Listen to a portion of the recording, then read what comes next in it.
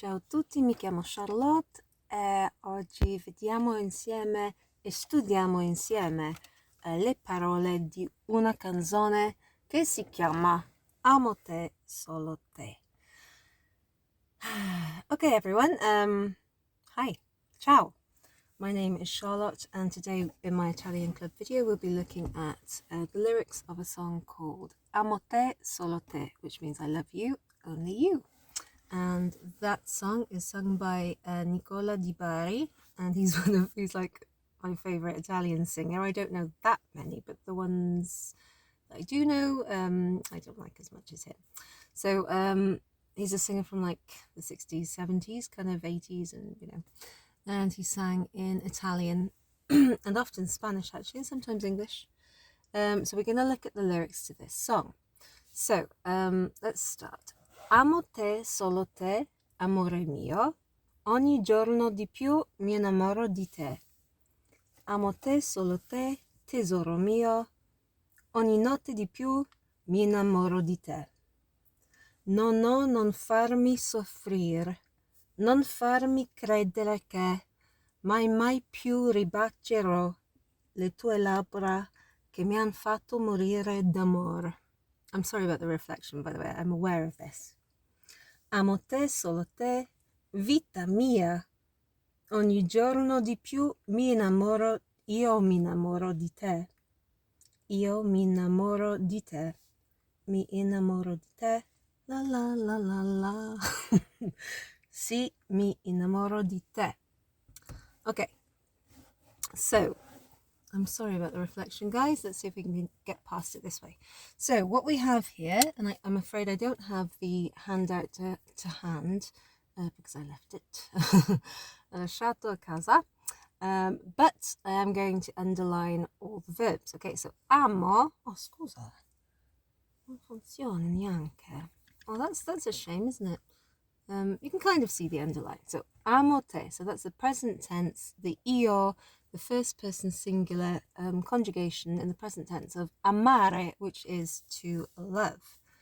Lots, in fact, I'd say most Italian verbs are are verbs, so they end in are. And in order to conjugate them, you take off the are. Amare, without the are, would leave am as the stem, and then you add an o. Amo, okay? Amo te, solo te. So te means you. It's the oh crikey. What's the word? Emphatic pronoun. So io is me, or I do something. In fact, there's an io down here. So you don't always need to use the subject pronoun in Italian, but sometimes you have this emphatic pronoun, like io mi innamoro di te. You could just say mi innamoro di te, which is I fall in love with you, or I am falling in love with you. It depends on, like in English, you can use I am falling in love, which is like the present continuous, something that's constantly happening, continues to happen. Or you could use like the simple tense, which is I fall in love. Okay, and that could also in English be used to like talk about habits, like I go fishing every week, instead of I am going fishing, which is the present tense, which would tell you that like right now that's what I'm currently doing at this moment. But so with the verb amare, amo te, te is saying I love you. It's the same as saying ti amo, ti amo. So you could also put the direct object pronoun ti in front of the verb amare here, which is conjugated, which would mean I love you. But amo te is saying I love you. I could say amo voi, or amo lei, amo lui, I love him, I love her, or the other way around respectively. Amo loro, I love them. Okay, but here it's te because it's addressing someone informally. So te means you, and it's like an emphatic pronoun. It comes after the verb here. It's you I love, kind of thing. Amo te, solo te. I love you, only you. So solo solo, well, in English it would be solo. Solo means kind of alone in English, but here it means only. Okay, so it's like an adjective, if you like. Amo te, solo te, amore mio. Okay, so if you see amore, amore is the noun, masculine noun, which means love. But when you've got amore mio, it means my love. Mio is the possessive adjective, which is masculine, which means, and it's singular, which agrees with amore. So you might remember, for example, Mamma mia, very famous exclamation, but also the song Mamma mia. So mamma is a feminine noun, la mamma, una mamma, and so instead of mio, meaning my, we would say mia, which means my, but used with a feminine noun. So amore, even though it ends with an e, instead of like you might expect a masculine singular noun to end with an O in Italian, sometimes they end with an E. And amore mio just means my love. So even if you're talking about a girl, like I could be a guy singing to a girl, I would still say amore mio. Okay, and similarly here we have tesoro mio, treasure. Okay, my treasure. Okay, or like my precious, if you like, but it literally means treasure. So tesoro is a masculine noun, and so the mio adjective, the possessive adjective, agrees in the gender and number with the noun that precedes it. So or that like follows it, depending on the case. So tesoro and amore are masculine singular nouns in Italian. They both have mio after them, even if you are talking to a girl and calling that girl my love, amore mio, or my treasure. Similarly, you could just say amore or tesoro, like darling, if you like, or my love. Amo te, solo te, amore mio. So I love you, only you, my love, something like that. Ogni giorno di più. So ogni giorno means every day. Ogni, oh sorry, there it is. Ogni, you've got a G and an N, which is a ny sound. You might be familiar with that in the word gnocchi, which is a potato-based kind of pasta dumpling type thing, which is absolutely, I love them. Ogni giorno means every day. Giorno is the masculine singular noun, which means day. You would use it in buongiorno, good day. That's how you say hello. Buongiorno. Ogni giorno di più. Di più just means more. Okay, so more every day. Even more every day. It's like a cumulative love. Ogni giorno di più. Every day a bit more, if you like. More. Mi innamoro di te. So in English we would say, I fall in love with you. Mi innamoro is it's a conjugated form of the reflexive verb innamorarsi, which looks, if I can use a pen, which I can't. Innamorarsi. So if you looked up the verb to fall in love, you would find innamorarsi, which is kind of like to become enamored with. I enamor myself, if you like. Okay, it's like a loose back translation. Innamorare, innamorarsi. So that si at the end of the infinitive tells you that that's a reflexive verb in Italian. So let's just get rid of that. So that at the end, the si bit is the reflexive pronoun.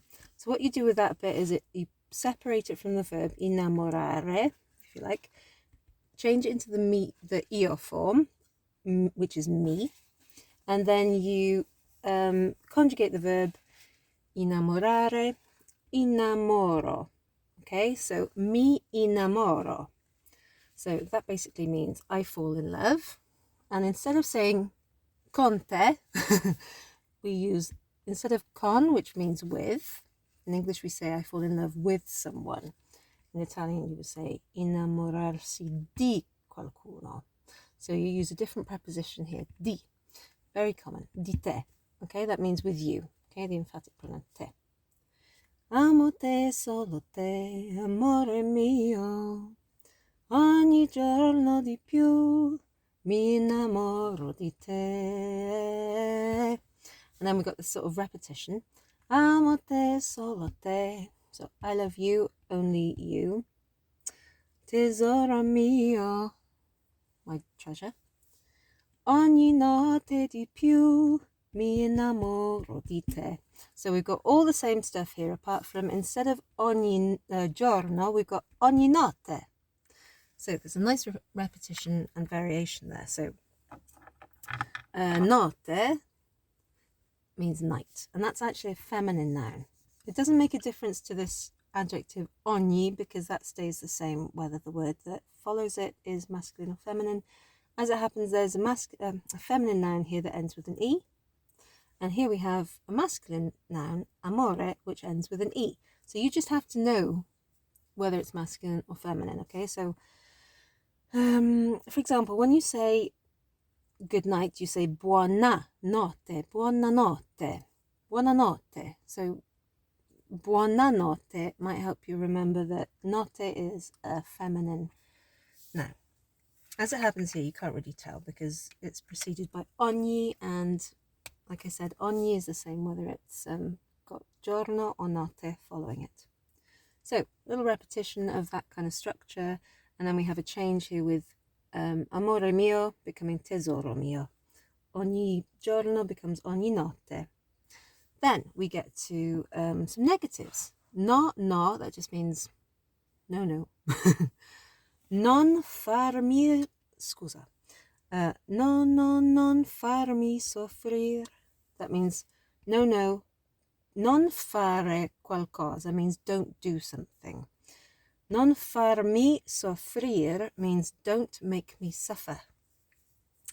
Non farmi. So fare means to do or to make. Far ridere. Far soffrire. Far what else? Sorridere.